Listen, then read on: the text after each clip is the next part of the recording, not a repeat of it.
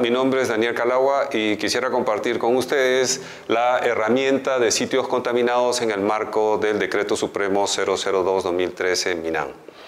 Esta herramienta es bastante importante dentro de este contexto porque nos va a permitir ayudar a la conservación de los recursos naturales, en este caso el suelo, que es importante para la sostenibilidad de los ecosistemas. El suelo es fundamental para ello y nosotros deberíamos de tener en consideración que los suelos, aún siendo agrícolas, podrían ser impactados por las sustancias que se emplean para poder hacer un proceso productivo, como la agricultura, que puede cada vez utilizar sustancias, agroquímicos, que podrían generar la contaminación de estos suelos. Otros suelos pueden ser también impactados por las actividades productivas extractivas que están colaterales al suelo y pueden dejar sustancias contaminantes en estos suelos, generando a la postre una destrucción completa de los suelos o una destrucción de sus cualidades productivas o sus características tanto físicas, químicas o biológicas. Y en efecto, veamos que cuando nosotros definimos un suelo contaminado, lo hacemos en función de cómo estas características físicas, químicas y biológicas han sido alteradas por la presencia de sustancias contaminantes que están por arriba de los estándares establecidos en el ECA-Suelo. ¿Cómo gestionar los suelos contaminados? Esto involucra tres fases: la fase de identificación, la fase de caracterización y la fase de remediación. En cada una de estas fases se ejecuta un muestreo de suelos para poder determinar si es potencialmente contaminado el suelo en la fase de identificación, si el suelo está contaminado en la fase de caracterización y en la fase de remediación para saber si es que el suelo ha superado estas condiciones de contaminación o si hemos podido controlar la contaminación. Los estándares de calidad ambiental para suelos involucra sustancias de origen inorgánico y orgánico que pueden haber generado estos cambios en las propiedades físicas, químicas y biológicas del suelo. Estas sustancias tienen sus límites para cada una de las características del suelo. Suelo para uso agrícola como elemento de la función productiva, suelo como la ocupación en la parte de las residencias, de las infraestructuras que el suelo permite realizar en él, y colateral con los otros recursos productivos, extractivos, y que va a dejar su impronta en el suelo. El plan de muestreo involucra un documento con todas las fases que debemos de realizar para poder ejecutar esta identificación del sitio contaminado. Este plan de muestreo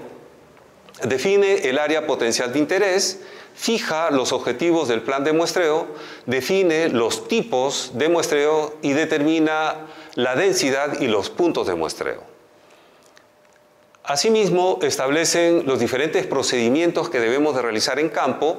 establecen los métodos de conservación de las muestras. Una vez que hayamos obtenido las muestras, debemos de saber cómo es que las conservamos, las llevamos, y las responsabilidades que deben de tener cada uno de los operadores hasta que las muestras puedan llegar al laboratorio y puedan ser sometidas a sus análisis correspondientes. Considera también las necesidades analíticas que involucran las metodologías a las cuales vamos a someter estos suelos para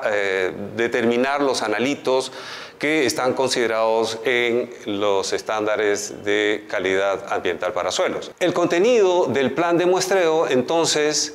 involucra las características del sitio donde se va a ejecutar el muestreo y las responsabilidades de quienes van a ejecutar los muestreos. Involucra la ubicación de los puntos de muestreo que se van a realizar para tomar las muestras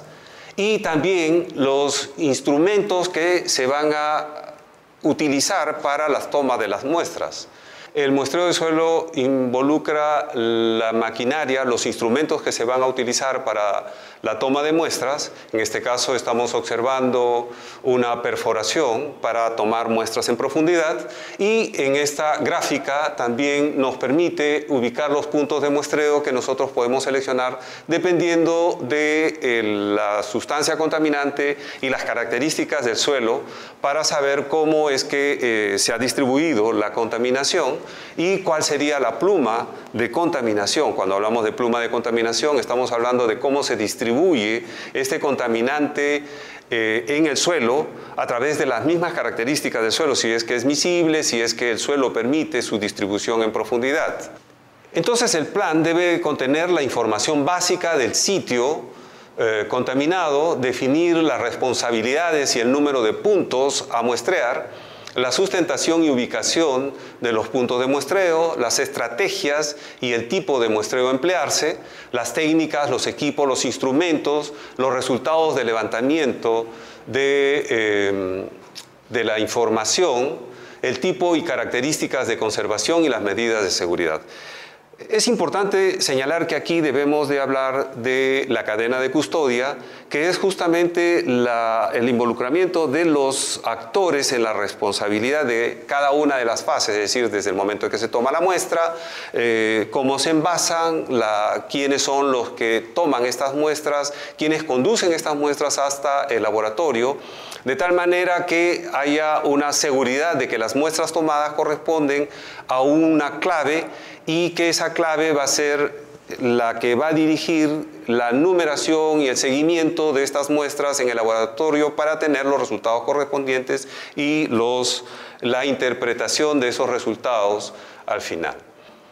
Quisiera hacer hincapié en que los estándares de calidad ambiental para suelos deben de ser analizados en función de los procesos productivos de cada actividad. Es decir, si estoy haciendo agricultura, es necesario que mis estándares de calidad ambiental para suelos sean los correspondientes a esa actividad. Si serán plaguicidas, serán fertilizantes sintéticos. Aquí nos está mostrando todo un proceso bastante complejo en las cuales nosotros estamos observando cómo los materiales están siendo transformados y en cada uno de estos procesos estamos observando que hay una unión entre cada una de estas actividades que comporta materiales que van a ser sujetos de desechos y que pueden generar contaminación en el suelo. O también deberíamos de considerar que estos elementos que no están considerados en el estándar de calidad ambiental deberían de ser también involucrados cuando son sustancias que se utilizan en el proceso productivo y que deberían de ser regidos a través de la normativa internacional. Cuando hablamos de la distribución de los puntos de muestreo, tenemos una gama de formas de distribución de estos contaminantes. En efecto, tenemos la rejilla, la distribución de los puntos que viene a ser las intersecciones del cuadriculado, o pueden ser los puntos centrales en estas rejillas que se han confeccionado, o puede ser esta otra que nosotros vemos que el punto de contaminación puede ser el central y su distribución es radial, y entonces nosotros vamos a tener la posibilidad de elegir estos patrones de distribución de muestreos en función de los contaminantes y en función de las características del suelo. Bien, ¿cuáles son esos instrumentos para el muestreo de suelos? Nosotros podemos tener muestreos de suelos con equipos manuales, como este caso, que nos sirve para perforar el suelo y obtener una muestra, o equipos más sofisticados, más modernos, como el que tenemos en el extremo, en las cuales es un equipo que puede perforar a mayor profundidad y obtener muestras, o este central que nos indica que lo podemos hacer en forma manual y obtener la muestra, o el extremo que es una zanja que la podríamos hacer también con un equipo, una pala o simplemente con personal, dependiendo de el tipo de contaminación, ¿no? Y dependiendo de la profundidad a la cual queremos hacer el muestreo. Luego nosotros podemos obtener las muestras. Aquí observamos cómo se están obteniendo las muestras y poniéndolos en los envases correspondientes para su traslado hacia el laboratorio en donde van a ser muestreados, estudiados analíticamente. El muestreo de caracterización ya habíamos mencionado que corresponde a la identificación de la extensión y profundidad y volumen de las sustancias contaminantes o del suelo contaminado, ¿no? En consecuencia, nos interesa graficar la contaminación en un mapa en las cuales nosotros podemos ver cuál es el área que ha sido contaminado, los instrumentos que vamos a utilizar para poder determinar qué profundidad, cuál es la extensión de la contaminación, y podemos determinar al final cuánto ha sido el volumen de suelo contaminado y podemos mapear estos puntos de muestreo de tal manera que tengamos pues estas áreas de contaminación sobre las cuales vamos a aplicar las actividades de remediación. Veamos el muestreo de nivel de fondo. Este muestreo es aplicable cuando nosotros tengamos dentro de nuestras actividades la utilización de los metales y metaloides. Es importante que sepamos que las rocas que pueden originar los suelos pueden ser rocas mineralizadas, es decir, rocas que contienen a estos placeres metálicos y que al meteorizarse y generar suelos van a dejar también estas características en el suelo. Entonces, esta contaminación o estos elementos van a ser heredados por este origen natural y que nosotros debemos de realizar un muestreo que nos permita determinar cuál es ese nivel de fondo. Para ello debemos de buscar un sitio no muy alejado de nuestra área de trabajo y muestrear en ese sitio con las mismas características geográficas de nuestro sitio de interés, de tal manera que podamos tener ese referente que nos permita determinar si es que es natural o en realidad es una contaminación a partir de nuestras actividades productivas.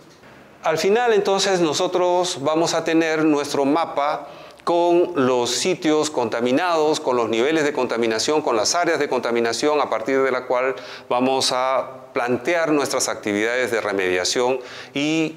vamos a ejecutar estas remediación. Es importante que veamos este proceso de identificación de los sitios contaminados porque los suelos en nuestro país son suelos muy escasos, los suelos productivos son muy escasos y debemos de protegerlos. En buena medida debemos de utilizar todos nuestros recursos naturales, pero con las consideraciones que se están haciendo a partir de estas normativas que permiten la conservación y el uso eficiente de los recursos naturales. Muchas gracias.